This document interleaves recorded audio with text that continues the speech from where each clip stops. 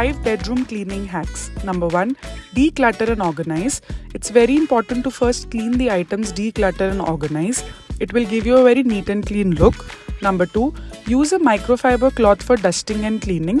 It works well for removing organic matter like dirt, oils, grease, dust as well as germs from all surfaces, even your walls. Number 3, wash your pillows. We do change bed sheets and wash every week, but did you know pillows are also supposed to be washed at least twice a year? Do remember to read the label for washing instructions.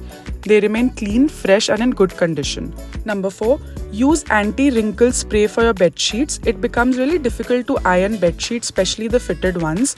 This spray is to be sprayed over the entire sheet, left for a few minutes, and then just flatten the sheet with your hands.